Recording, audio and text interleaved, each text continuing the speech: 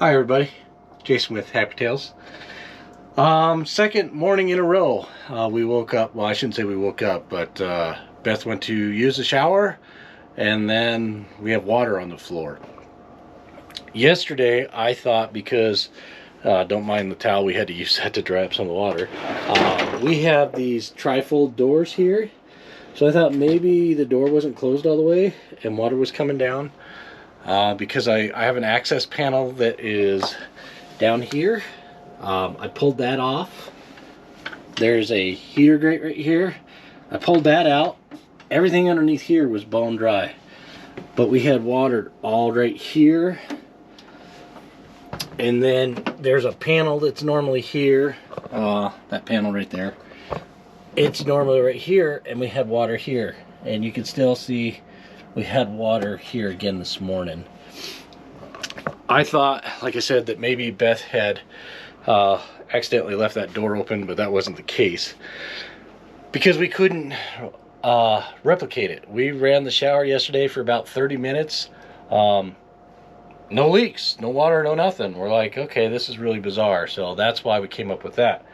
Coincidentally, yesterday, we had a leak down here, and let's see, I'll pull this stuff out real quick,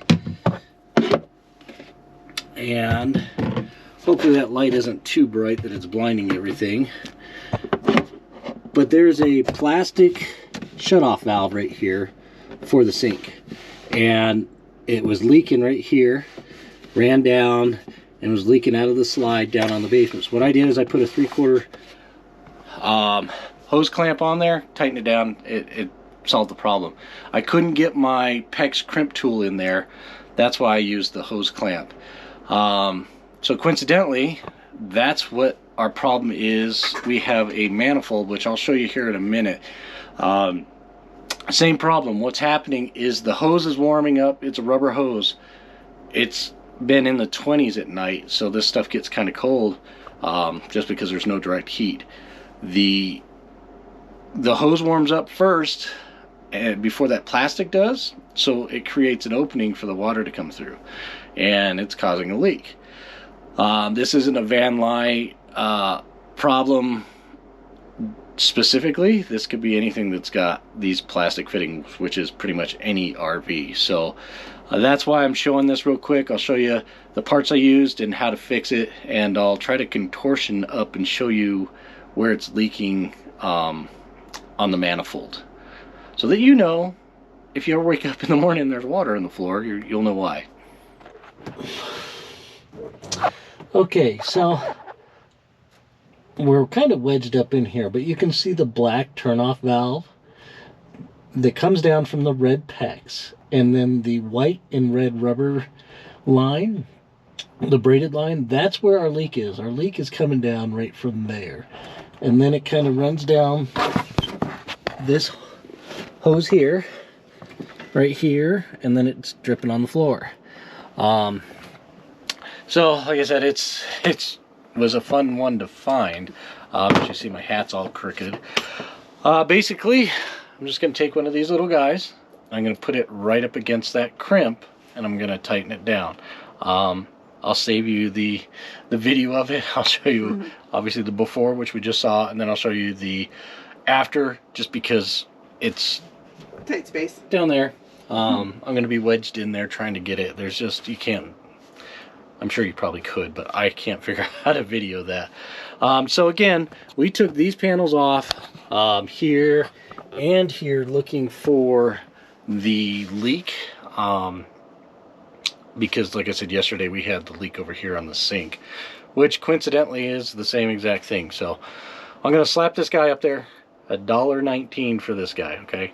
I bought about 4 more, so I had extras in case this happens again, which I imagine it probably will on anything that's got a hot line on it with a shut off. So we're going to kind of keep an eye on that. I'm going to do some preemptive, because up here we have, well, that one will be all right because it's not the black valve. So that's our washer and dryer hookup up there. And like I said, as you can see, there is I'll get a light for you real quick. a different kind of valve on there, so I'm not worried about that thing. It hasn't leaked yet. I checked it yesterday, hence why this thing was off, because I thought possibly that those guys were leaking. They weren't, thank God. So we will put this guy together real quick. Insert joke here. I'm going to jump into the closet and get that taken care of, and then we'll come back. We'll show you what it looks like. And again, I can't stress enough, have a dehumidifier. Even though we're pulling all of this moisture up, I get it as good as we can with towels, paper towels. Even we ran a heater yesterday. There's still going to be moisture underneath your flooring. The wood is going to wick it up, so it's very important to have a very good dehumidifier. We'll talk about that up here in this video right here, but we love this dehumidifier, and no, we don't get paid by Toshiba at all. It's just something that we strongly believe in, and throwing it out there to you guys. So let me jump underneath there. I will put this guy in, and then we'll talk about the rest of it.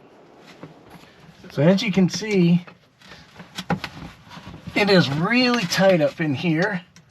So I'm just trying to do the best I can with what I have. And the reason that I'm using a hose clamp instead of retightening down the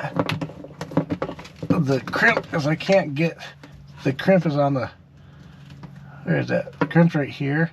There's no way I can get the crimp tool on here without pulling off this back panel here, which is screwed and nailed and everything. So that's why I opted just to use a hose clamp, and we're just gonna get it somewhat snug, and hopefully that will fix our issue. All right, so it's wet up here still. I can still feel the whole valve is wet from it spraying up and then running down. So we'll try that. So ladies and gentlemen, the best thing, I know it sounds funny, the best thing to dry up water is toilet paper. It's designed, that's what it's designed to do, is to catch the water. So if you have anything that's wet or damp and you can't tell where it's coming from, use toilet paper. You'll be able to tell right away what it's doing, where it's coming from. So Beth's going to turn on the shower right now, and that's what this line is right here. This is the disconnect for the shower. We're going to fill this, get warm real quick. And we have no leaky. So again, thermal expansion, that was our problem. It's just so cold. Unfortunately, we've been in the 20s, and this is expanding faster than this is expanding, causing this to leak. Just kind of a fluke thing that has been happened at both this one and under the sink. So simple fix, you just got to be a little bit of a contortionist to get it to fix, or you can always call a mobile tech, but this you can easily do yourself, and that's it. Okay, so let me straighten the hat back out.